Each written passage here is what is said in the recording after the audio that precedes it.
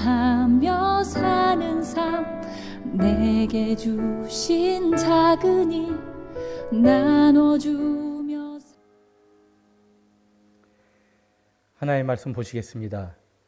이 오후에 우리에게 주신 하나님의 말씀은 사무엘상 16장 말씀입니다.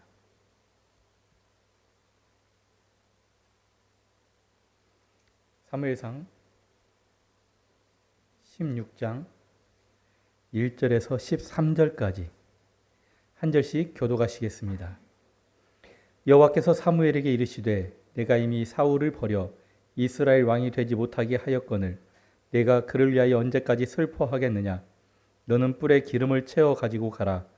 내가 너를 베들레헴 사람 이새에게로 보내리니 이는 내가 그의 아들 중에서 한 왕을 보았느니라 하시는지라. 사무엘이 이르되 내가 어찌 갈 수 있으리까. 사울이 들으면 나를 죽이리이다 하니 여호와께서 이르시되 너는 암송아지를 끌고 가서 말하기를 내가 여호와께 제사를 드리러 왔다 하고 이새를 제사에 청하라. 내가 내게 행할 일을 가르치리니 내가 내게 알게 하는 자에게 나를 위하여 기름을 부을지니라. 사무엘이 여호와께 말씀대로 행하여 베들레헴에 이르매 성읍 장로들이 떨며 그를 영접하여 이르되 평강을 위하여 오시나이까. 이르되 평강을 위함이니라. 내가 여호와께 제사하러 왔으니 스스로 성결하게 하고 와서 나와 함께 제사하자 하고 이새와 그의 아들들을 성결하게 하고 제사에 청하니라. 들이 오매 사무엘이 엘리압을 보고 마음에 이르기를 여호와의 기름 부으실 자가 과연 주님 앞에 있도다 하였더니 여호와께서 사무엘에게 이르시되 그의 용모와 키를 보지 말라. 내가 이미 그를 버렸노라. 내가 보는 것은 사람과 같지 아니하니 사람은 외모를 보거니와 나 여호와는 중심을 보느니라 하시더라. 이새가 아비나답을 불러 사무엘 앞 지나가게 하매 사무엘이 이르되 이도 여호와께서 택하지 아니하셨느니라 하니 이새가 산마로 지나가게 하매 사무엘이 이르되 이도 여호와께서 택하지 아니하셨느니라 하니라.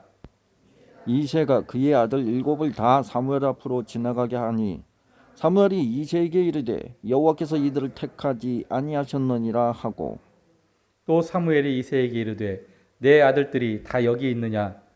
이새가 이르되 아직 막내가 남았는데 그는 양을 지키나이다.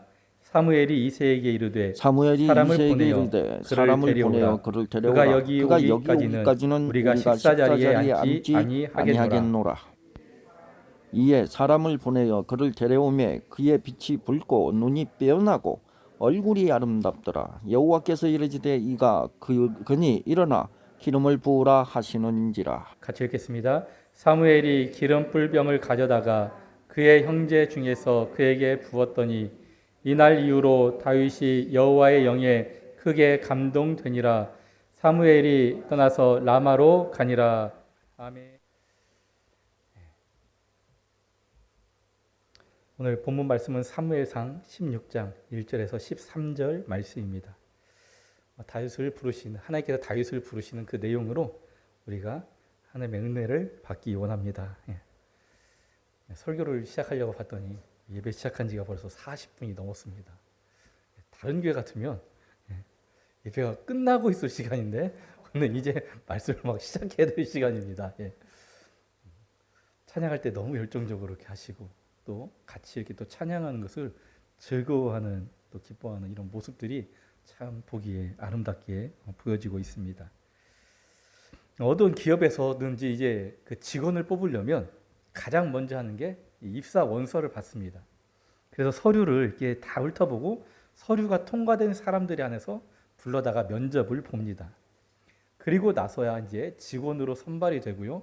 그것으로 끝이 아닙니다. 직원이 선발되면 작은 기업들은 그냥 이렇게 내일부터 일해 이렇게 할 수 있겠지만 어느 정도 규모가 있는 그런 회사들은 어떻게 합니까? 또 신입사원들을 다 불러다가 교육을 시킵니다.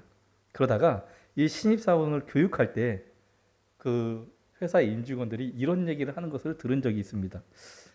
우리가 잘못 뽑은 사람이 있는 것 같아. 이력서도 다 확인하고 불러다가 얘기도 해보고 했는데 그래도 잘못 뽑았다라고 얘기하는 사람이 있다는 겁니다. 물론 그 사람이 능력이 없고 그 사람이 잘못됐다는 게 아니라 그 회사와 맞지 않는 사람을 얘기하는 거였습니다. 이것은 우리가 아무리 살면서 심사숙고하고 아무리 철저하게 조사하고 살펴보고 해도 결국 사람은 오류가 있고 불완전한 것을 다시 한번 볼 수 있는 내용입니다. 이처럼 하나님 오늘 본문 말씀을 통해서 사람들의 어떤 관점, 사람들과 하나님이 보는 것이 다름을 말씀하고 있습니다. 오늘 이 부름받은 다윗, 하나님께서 다윗을 선택하는 이 모습을 보시면서 우리가 하나님의 관점은 우리와 어떻게 다른가, 또 우리가 어떻게 하기를 하나님께서 원하시는가 나누어 보며 우리가 또 하나님의 뜻을 알고 살아가기를 원합니다. 자, 하나님께서 말씀하시는 것은 우리의 안목과 조건은 하나님의 것과 다를 수 있다는 것을 말씀하고 있습니다. 즉, 사람의 기준과 하나님의 기준은 다름을 말씀하십니다. 하나님께서 우리를 보시면서, 사람을 보시면서 가장 싫어하는 게 뭘까요? 여러분들은 하나님께서 우리를 보시면서 뭘 가장 싫어한다고 느껴지십니까? 바로 교만입니다. 하나님께서 우리를 보시면서 가장 싫어하는 것은 하나님의 은혜를 잊고 내가 잘나서, 내가 뭐 어떻게 해서 이렇게 말하면서 그렇게 생각하면서 살아가는 우리의 교만한 모습을 가장 싫어하십니다. 우리에게 이루어지는 모든 일은 다 하나님의 은혜 가운데 이루어지는 겁니다. 우리가 살아가면서 하나님의 은혜가 아닌 것은 단 한 가지도 찾아볼 수가 없습니다. 하지만 마치 어떤 일이 잘 됐을 때, 내가 무엇인가 이루었을 때에 내 능력 때문에, 내 재능 때문에, 아니면 내가 열심히 노력해서 이렇게 잘 되었다라고 말하고 생각하고 하는 것 싫어하십니다. 또 더 나아가서 하나님께서 내게 어떤 크신 사명을 맡겨 주셨을 때 내 어떤 조건 때문에, 내 어떤 처지 때문에 나의 어떤 무엇인가 그것을 보시고 하나님께서 나의 잘난 모습을 보시고 택하셔서 사용하신다라고 그렇게 생각하는 것도 싫어하십니다. 이런 것은 우리가 버려야 할 모습입니다. 이런 모습이 우리에게 있다면 우리는 하나님의 영광을 가리고 있는 겁니다. 왜 그러느냐? 하나님이 드러나지 않고요, 나의 어떤 능력이 드러나게 되고 나의 어떤 의의가 나타나기 때문에 그렇습니다. 우리의 모든 삶을 통해서 우리가 보여지면 안 되고 우리를 통해 역사하시는 하나님이 보여지는 그런 삶을 우리가 살아야 합니다. 하나님 앞에 우리가 살고 있는 모습이나 우리가 이루어 놓은 조건 때문에 우리는 구원받지 않았습니다. 우리가 구원받은 것도요, 하나님의 전적인 은혜로 받은 것입니다. 우리가 만약에 어떤 조건 때문에 구원을 받게 된다, 그러면은 굉장히 불공평한 하나님이십니다. 우리가 만약에 선을 베풀어야 된다, 우리가 만약에 무엇인가를 이루어 놓아야 된다, 내가 예를 들어서 몇 명을 전도해야 되고 어떤 일을 감당해야 되고 교회에서 봉사할 때도 어느 정도의 봉사를 감당할 수 있어야 구원받는다라고 한다면 얼마나 불공평한 하나님입니까? 먼저 그 재능을, 그 일을 하는 재능이 없는 사람들에게는 불공평합니다. 또 어떤 건강상이나 어떤 형편에 따라서 하지 못할 상황이 되면 그 또한 불공평하다고 느껴질 수 있습니다. 그런데 하나님은 그런 것 때문에 우리를 택하신 게 아니고요, 우리에게 은혜로 구원을 허락해 주셨고 우리에게 은혜로 하나님의 귀한 사명을 맡겨 주셨습니다. 오늘 다윗을 보면 그것을 알 수가 있습니다.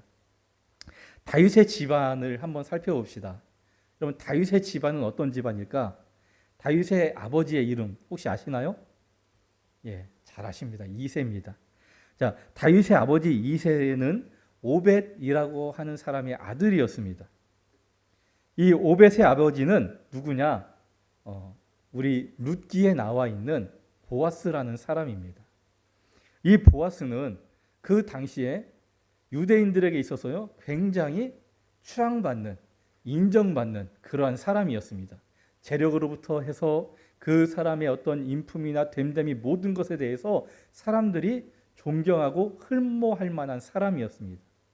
그런데 이 보아스가 누구와 결혼했습니까? 룻과 결혼했습니다. 룻은 이방 여인입니다. 자, 이 이방 여인 중에 어떤 사람이었느냐? 모압 출신입니다. 이스라엘 사람들과 굉장히 사이가 좋지 않았던 그런 민족이고요. 서로 어떻게 보면 앙숙처럼 서로 죽이려고 했던 그러한 사람입니다. 더군다나 이 룻은 남편을 사별하고 보아스와 재혼한 여인이었습니다. 지금도 그렇지만 많이 시선이 달라지긴 했지만 재혼한 사람은 남자나 여자나 요즘에 얼마 전까지 우리나라도 좋지 않게 보였습니다. 그런데 이 남편과 사별하고 보아스와 재혼한 여인이 그의 조상 가운데 있었고 그런 여인의 후손이었다는 것에 대해서 어떻게 보면은 이새도 다윗도 자랑할 만한, 다른 사람들 앞에 떳떳이 말할 만한 상황이 아니었습니다. 물론 지금은 그렇지 않습니다. 그렇지 않고 예전에 이렇게 했었다는 겁니다. 어떻게 보면 다윗은 집안이 대단하거나 그의 외모가 충출하거나 아니면 나아가 어떤 나이가 왕이 될 만한 그런 사람들이 인정받을 만한 그런 나이나 학식이나 그런 모든 것이 갖춰져 있기 때문에 선택되지 않았습니다. 오히려 다윗을 보십시오. 다윗이 언제 하나님 앞에 기름 부음을 받았습니까? 그가 소년일 때였습니다. 다윗이 골리앗과 싸울 때의 나이가 몇 살이었습니까? 17살이었습니다. 그러면은 다윗이 왕으로 기름 부음을 받을 때는 그 이전이니까 아무리 나이를 많이 계산해도 17살 때 왕으로 기름 부음을 받았던 사람입니다. 어떻게 보면은 그 소년 다윗, 그 형들과 비교해서도 아무것도 내세울 것 없는 다윗, 하나 떳떳하게 말할 수 있는 것이 없는 그 다윗을 하나님께서 부르셨고요. 하나님께서 직접 훈련시키셨고 하나님께서 왕다운 사람이 되게 하셨습니다. 다윗은 사람들의 시선으로 볼 때는 아무것도 왕으로서 갖춰진 것이 없었지만 하나님의 은혜로서 부름을 받게 되었습니다. 그 형들을 보십시오. 먼저 사울을 한번 보면 사울이 왕이 될 때에도 그의 용모와 키가 준수했다라고 성경은 기록하고 있습니다. 그리고 오늘 본문에서 이제 이새가 사무엘의 그런 부름을 받고 자기 아들을 데리고 올 때 첫째 아들 아비나답부터 해서 그 다음에 삼마로 또 그 모든 아들 다 지나가게 할 때에 그 형들에 비해서 다윗은 아무것도 내세울 것이 없었지만 하나님의 기준은 달랐기 때문에 다윗을 택하셨음을 말씀하고 있습니다. 또한 하나님은 우리가 잘못 판단하고 평가할 수 있음을 말씀하십니다. 대부분의 사람들이 누군가를 처음 만납니다. 처음 만나는 사람을 평가를 합니다. 저 사람은 어떤 사람이야? 이런 사람일 거야 라고 평가를 다 나름대로 합니다. 시간이 얼마나 걸릴까요? 3초 걸린다고 합니다. 내가 처음 보는 사람을 저 사람은 이런 사람일 거라고 판단을 하고 그냥 자기 스스로 결정해 버리는데 3초밖에 걸리지 않는다고 합니다. 그런데 이 3초 동안에 무엇을 보고 결정하겠습니까? 그 사람의 외모를 보고 결정하게 되는 겁니다. 그래서 우리가 외모를 좀 깔끔히 해야 다른 사람들에게 더 좋은 사람으로, 더 능력의 사람으로 인정받을 수 있으니까 이왕 조금 하실 때 깔끔하게 하고 다니시면 좋을 것 같습니다. 저도 이렇게 헤어스타일도 잘 신경도 안 쓰는 편이고 옷도 이렇게 잘 신경 안 쓰는 편인데 오늘 말씀을 준비하면서 앞으로는 좀 더 신경을 써야 되겠다 이런 생각을 좀 하게 됐는데요. 그런데 이 3초 만에 결정된 이 생각 분명히 잘못되었을 수 있을 확률이 높잖아요. 이 잘못된 것을 인정하고 그 생각을 고치는데 시간이 얼마나 걸릴까요? 그 사람과 함께 얘기하고 같이 무엇을 하면서 45시간을 지내야 바꿀 수 있다고 합니다. 그러니까 저 사람 잘못됐어 하고 나 혼자 45시간 생각하는 게 아니라요. 그 사람과 같이 있는 시간이 45시간은 돼야 바꿀 수 있다라고 합니다. 무슨 말입니까? 우리가 아무리 정확히 보고 판단하려고 노력해도 안 된다는 거죠. 그래서 사람들은 첫 인상에 좋은 인상을 주려고, 만남에 좋은 인상을 주려고 성형수술을 하는 사람도 있고요. 어떤 교육을 받는 사람도 있고 그렇다는 것을 말하기도 합니다. 이것이 세상의 모습입니다. 더군다나 오늘 이새의 모습을 한번 보십시오. 이새는 자기의 아들이었지만 다윗을 인정하지 않았습니다. 형들에 비해 아직 옅된 소년이었을 수 있기 때문에 그렇겠지만 형들에 비해 또 많은 것이 부족해서인지 아니면 다른 이유가 있어서인지 모르겠지만 다윗은 이새에게 아들로서 인정받지 못하고 있습니다. 그런데 형들도 마찬가지입니다. 그 아들들을 다 불러오라 말할 때에 이새가 불러오지 않았다 할지라도 아버지, 우리 막내가 남았는데 막내도 와야 되지 않겠습니까? 하는 형이 한 명도 없었다는 겁니다. 사무엘 선지자가 베들레헴에 와서 제사 지내야 할 때 이새와 그 아들을 초대했지만 이새도 다윗을 초대하지 않았고 형들도 누구 하나 다윗을 거론하지 않았습니다. 어찌 보면 다윗은 그 집에서 왕따를 당하고 있는지도 모르겠습니다. 하지만 하나님은 이새가 불러온 그 7명의 모든 아들이 지나갈 때까지 누구 하나 왕으로 세우지 않았습니다. 왜 그랬습니까? 하나님의 관심은 사람들의 관심과 달랐습니다. 하나님의 시선은 사람의 시선과 달랐습니다. 하나님의 기준은 사람의 기준과 달랐습니다. 사람들은 외모로 평가합니다. 외모로 판단합니다. 이것이 이새와 그의 형제들 뿐만이 아니라 하나님의 부름을 받은 사무엘 선지자도 역시 마찬가지였습니다. 그래서 말씀에 뭐라고 하고 있습니까? 사무엘이 엘리압을 보고 마음에 이르기를 여호와의 기름 부으실 자가 과연 여기 주님 앞에 있다라고 고백합니다. 그의 외모만 보고 판단했다는 겁니다. 사람들은 누구나 너나 할 것 없이 다 외모로 어떤 우리 눈에 보이는 것으로 판단하고 기준을 삼는다는 겁니다. 하지만 하나님은 그렇지 않다는 것을 분명히 오늘 말씀을 통해서 우리에게 알려주고 계십니다. 하나님은 가족들의 관심 밖에 있는 다윗, 가족들에게 인정받지 못하고 있는 다윗을 택하셨습니다. 하나님의 기준이 우리들과 다르기 때문입니다. 그럼 하나님의 기준은 뭘까요? 바로 우리가 볼 수 없는 우리의 마음을 보십니다. 우리의 마음이 보이지 않는 우리의 내면에 있는 것들이 바로 하나님의 선택의 판단의 기준입니다. 다윗이 선택을 받은 것은 그의 외적인 어떤 조건들이 출중해서가 아니라고 말씀드렸습니다. 그렇다고 해서 그의 조건들이 또 반대로 형편없었기 때문에 불쌍해서 그를 선택했다? 이것도 아닙니다. 세상의 기준으로 다윗은 조건 미달일 수 있습니다. 나이도 어리죠. 어떻게 보면은 신체도 약하죠. 그리고 뭐 하나 내세울 만한 것이 없죠. 그렇게 보면 세상 조건에는 미달일 수 있었지만 하나님의 기준으로는 분명히 합격을 했기 때문에 왕으로 택함을 받은 것입니다. 여기서 우리가 주의할 점이 있습니다. 다윗이 하나님을 앞으로 잘 믿을 사람이었기 때문에 하나님께서 택하셨다? 이것도 아닙니다. 물론 우리에게 그런 가능성이 보이면 하나님께서 우리를 택하시고 우리에게 또 능력도 주시고 은혜를 베풀어 주실 수도 있습니다. 하지만 왕으로 하나님의 특별한 어떤 사명을 맡기실 사람으로 미래를 보시고 택하시지는 않습니다. 그 현재 그리고 지금까지 살아왔던 시간들을 보시면서 택해 주십니다. 하나님께서 자기의 백성을 주권적으로 선택하시지만 하나님께서 가장 중요하게 여기시는 것이 뭘까? 사람의 마음, 그리고 우리의 영성, 그리고 무엇보다도 하나님과의 관계를 보십니다. 다윗은 그의 아버지가 소개하는 아들의 명단에서 그 명단을 빠뜨리고 지나갈 정도로 무시되었던 아들이었습니다.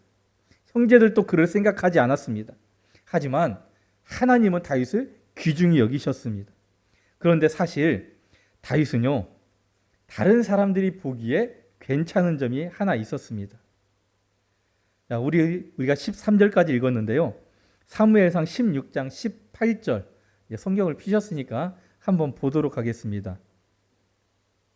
18절 같이 한번 읽어보겠습니다. 소년 중 한 사람이 대답하여 이르되 내가 베들레헴 사람 이새의 아들을 본즉 수금을 탈 줄 알고 용기와 무용과 구변이 있는 준수한 자라. 여호와께서 그와 함께 계시더이다 하더라.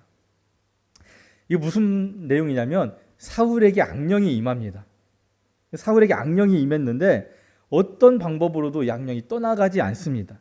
그런데 그의 사울의 신하 중에 한 사람이 내가 보니까 베들레헴 사람 이새의 아들 중에 수금을 탈 줄 알고 용기와 무용과 구변이 있는 준수한 아들이 있는데 그를 불러다가 수금을 타서 그 음악을 들으면 어떻겠습니까?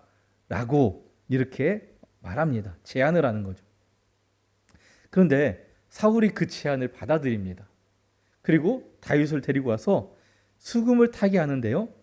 이렇게 성경은 기록하고 있습니다. 다윗이 수금을 들고 와서 손으로 탄즉 사울이 상쾌하여 닫고 악령이 그에게서 떠나니라. 23절에 기록하고 있습니다.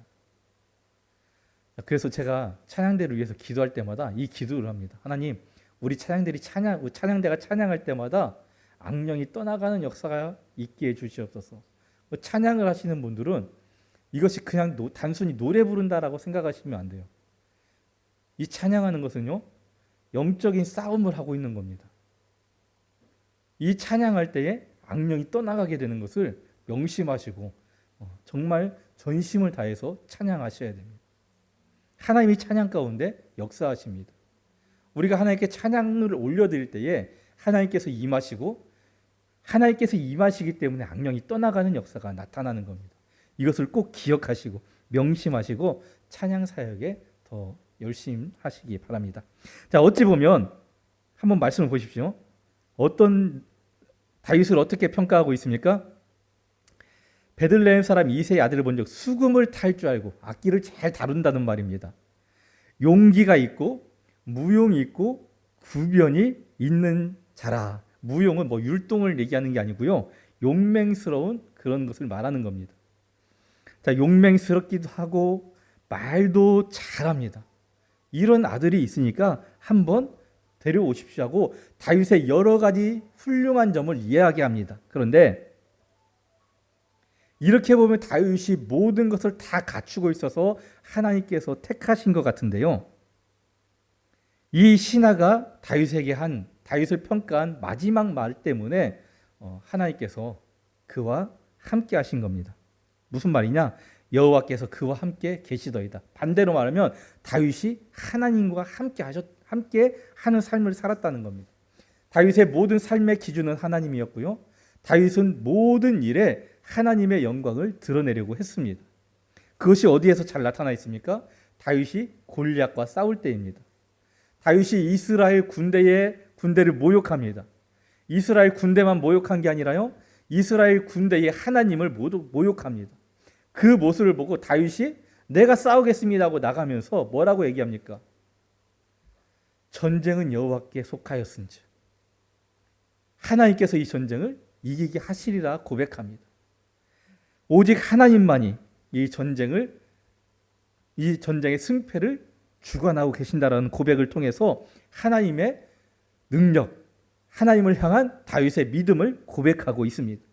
그곳에 모인 수많은 이스라엘 백성들, 사울 왕으로부터 시작해서 모든 사람들이 그 고백을 하지 못하고 있었음에도 불구하고 다윗은 하나님을 믿음으로 고백하고 있었고 그 믿음을 보이는 삶을 살고 있었습니다. 다윗이 왕의 궁정에 부름받을 수 있었던 것은 그 가족에게 인정받지 못하는 그 모습이 불쌍해서 그를 살리려고 했던 게 아닙니다. 하나님께서 은혜 베풀어 주셨는데 그의 믿음을 보시고 은혜를 베풀어 주셨다는 겁니다.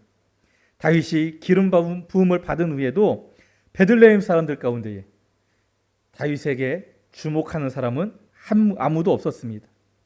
왕으로 기름 부음을 받았지만 여전히 보잘것없고 양치는 무명의 소년으로 살아갔습니다. 하지만 하나님이 그의 믿음을 보시고 그와 함께 하심으로 위대한 사람이 될 수 있었습니다. 하나님께 부름받은 다윗은 다른 이유 때문에, 어떤 세상의 조건 때문에 부름받은 게 아니고요, 하나님을 향한 그의 믿음 때문에 부름 받았음을 우리는 기억해야 합니다. 하나님의 사람들은 이 세상의 사람들과 다른 기준으로 택함을 받았습니다. 우리는 사람을 외모로 평가하지만 하나님은 우리의 마음의 중심을 보시고 평가하십니다. 우리는 잘못된 판단을 할 수 있지만 하나님께서 우리를 택하시고 선택한 그 택하심은 결코 실수가 없는 그런 선택이십니다. 오늘 여러분을 하나님께서 선택하셨다는 그런 믿음으로 더 힘써 우리가 하나님을 의지하고 하나님을 믿는 믿음으로 살아갈 수 있는 하나님의 백성이 되어야 할 줄로 믿습니다. 힘들고 어려운 우리의 삶이지만 이 세상이 우리를 가만두려고 하지 않지만 나는 하나님께 택함 받은 사람이다. 나는 하나님의 특별한 은혜를 받은 사람이다. 내 믿음 때문에 이렇게 되었으니 우리가 내가 더 힘써 하나님을 믿고 의지해야 되겠다라고 다짐하는 우리 오늘 이 시간 되기를 원합니다. 함께 기도하겠습니다. 참 고마우신 아버지 하나님, 오늘 또 우리와 함께 하시고 오늘 이 시간도 우리로 하나님의 귀한 말씀을 나누게 하심을 감사드립니다. 오늘 이 시간 이라오